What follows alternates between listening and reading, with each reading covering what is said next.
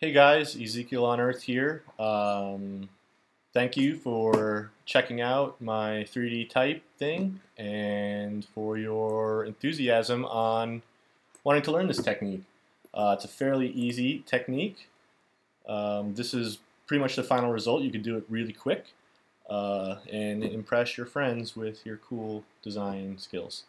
Alright, so let's get to it. To do this, you need Photoshop CS6 extended. That's how you can find out if you have extended or not. I'm pretty sure that CS5 has 3D tools, but I know that they're labeled differently, and this tutorial might not really work that well for you if you're using CS5. So CS6 extended or bust. All right. So I had already made and set the type in Illustrator, and I'm just going to open that file up into Photoshop. So bring it in here, set the resolution to 150 if you want to print it out. The higher you set it up, just remember render time is going to take way longer. So just keep that in mind. Okay, so we got this in here. And one thing that took me forever to figure out is why aren't the 3D tools working with this Illustrator file I just brought in. And it's because image mode. To do 3D must be in RGB color. If you're in CMYK, it will not work, so switch it up. Alright, so we have our text. Now let's bring in that wood texture. Just copy all this, drop that in there. So now we have our two layers here. We have our text and our wood. Now let's get to the good part. So we want to make this text a 3D layer. And how we're going to do that is we're going to select it all, go to Paths, make a new work path. And so we have that. Let's go back over here, make a blank layer, and give it a fill. Now this is what we're actually going to make into the 3D layer. So let's go back, select it on our blank fill color here, go back to our work path, and if you right click this, you'll see new extrusion from selected path. That's our ticket there. So we'll take that, bam, and you can see what it did. It clipped that solid layer into the color that we wanted, like a nice gray color, and then it extrudes it down a set amount, and we're starting to look okay. So one thing at first, we could see that this is really extruded far. You know, we kind of want a movable type sort of look, which would probably only be about half this. So we want to change this. This layer here, let's just call this type so we don't get lost. Now we can see our properties here. We have mesh, deform, cap, and coordinates, and some stuff for each one. Let's go to deform. This is how we're going to manipulate the size and shape of this text. So extrusion depth, we don't want to be that deep, so we can tone this down a little bit. Maybe something like that looks good, a little bit more. Good. So that's starting to look kind of cool. But one thing we'll notice is that these edges are really sharp. You know, it's like a direct, hard angle. And that might be cool for something, but for this, you know, metal usually has like a little bit of a camber to it, so we want to use cap. Now this is basically just like bevel and emboss in layer styles, except for working in 3D, and it's called cap. The width is how far in the cap goes, and of course you have your contour and angle, and you know, you guys can figure all that stuff out. So we want this about 10%, so we have a nice little bevel there, knocking the edge down. And what this is also going to do is it's going to have the light reflect nice, and it's going to really sell us on that 3D look. Cool. So there we go. This is starting to come together. Now, one thing we'll notice is there's no shadows on the wood. And that's really kind of the coolest part. We can see that we're casting shadows from this word down here because these are all in the same 3D group, whereas this wood is a layer outside of that. Wood is here, and it's not in our 3D scene. So we have type, lights, but no wood. So let's get this wood into that scene. So we want to right-click this, new 3D extrusion from selected layer, Oops, sorry about that. New 3D extrusion from selected layer. Now we have our wood in here. Our wood is in 3D now, but it's still not working. Why is that? Because it's still not, although it's a 3D scene, it's not in our type 3D scene. So to bring those together, we'll just click both of these, select them both, go to 3D, merge 3D layers. Now what this is going to do is bring that wood into here. So we do this, and oh fuck, where'd all my shit go? Well, all your shit is not gone. The wood is just in front of it in 3D space. So let's call this wood. We can turn it off, and we can see, oh good, our shit's still there. So let's turn this back on. We want to move this back in space. So we can do this in a couple of ways. We can type in the Z coordinates here, or we can click on this, and you see you get this little helper tool. If you use these, we want to move on Z axis. So you can slide this, and you can sort of slide it back. Whoops. It's kind of be a little wonky to use. So slide this back in space a little bit, just so it's right around there. And our type, we can move this, scale this down a little bit so it fits nice on the wood. And we can crop this later. You can crop it now, doesn't really matter. I like to crop it later because I like to have the space around if I want to move things in 3D, what have you. Okay, this is starting to look kind of okay.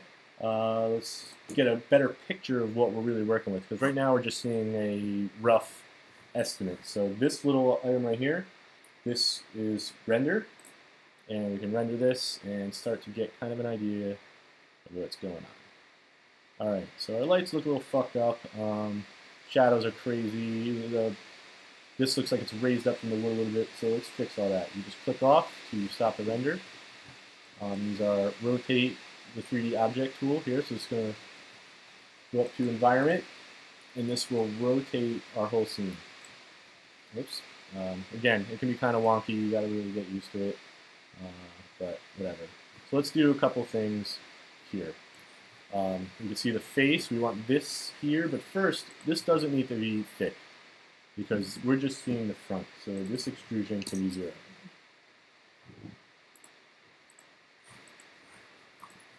Oops, why are we not shooting here? There we go. So now we want this to be a little bit closer to the wood. Where's the Z-axis? This is one thing I really don't like about this tool, is that it's hard to find these. Let's just do it with the numbers here. So let's go negative 500. See what we got. A little bit more. 600. There's probably a better way to do this, and you know, you could find it out. I just did this quick, but okay. So now we have this. It's a little bit through the board. No big deal. Go back to our default camera. So our standard view. And let's take another look. Okay, so now we can see our shadows are looking a little bit better. They're still really hard.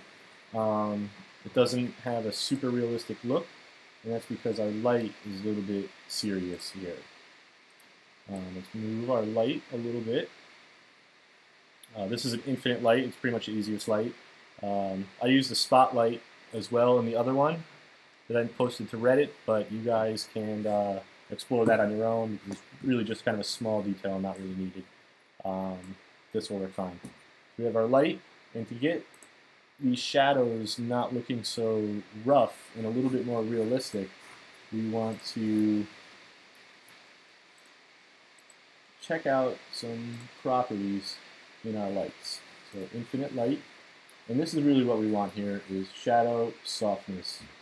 We want this to be pretty soft, so let's go up to like 60%. So it gives us a nice kind of light feather here, and you'll see it starts to look kind of fuck up and dithered here, but that's okay, because when we render it, it will start to come together, and rendering can take some time.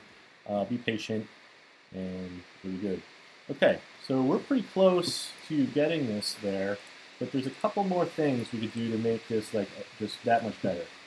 One thing is with this background. We want the wood, we want these pieces here to look a little bit more in 3D, and we want these shadows to kind of interact with the surface texture of this board. And how we're going to do that is we're going to use what's called a bump map. And this 3D tool in Photoshop makes texturing bump maps pretty easy.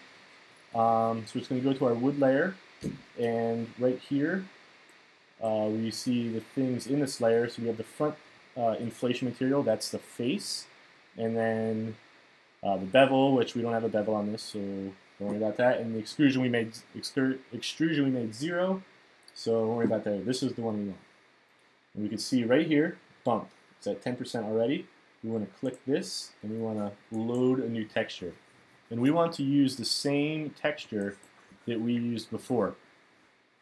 So we want to use the actual wood itself as the bump map. And we can turn this up to, like, depending on how bumpy and rough you want your wood, maybe 15% is good. And you can see now we got a little bit more contrast. The wood just has a little bit more tactile feel to it. Again, we're looking at this not rendered. So, you know, get there. Next, we made that look a little bit better. Now we want this type to look a little bit more steely. And we want all the faces to look the same. So we're just going to select all of these. This is our front, the bevel, the extrusion, which is this depth part. And then I guess we don't need to do the back or the back bevel, but good practice, you know, just easier to have all the same material on it. So we get this, we can see our materials, and we have some settings here. This is what we want to use, some of the presets. Photoshop comes with some presets, all different types of materials. Some are shitty, some are okay. We want to use steel. So I think silver, yeah, metal, steel. So to click that, and that applies that texture to this. And what that does is a little bit of a bump map, some colors, and there's some preset settings that go along with that. Whoops. Okay, so that's pretty much almost done. Now let's give this a quick render. Let's see how we're doing. You know, I'm not going to really wait for this to render because the video will get really boring while we just watch this go across like this. But essentially, you know, this could take anywhere from, depending on how fast your computer is, 10 minutes. It could take 2 hours if your computer's not really that powerful. So, you know, be patient. Remember, less resolution, lower render time, but it's not going to look as sharp. But that's how this technique is done, and you can see that, you know, we get some pretty good results pretty quick.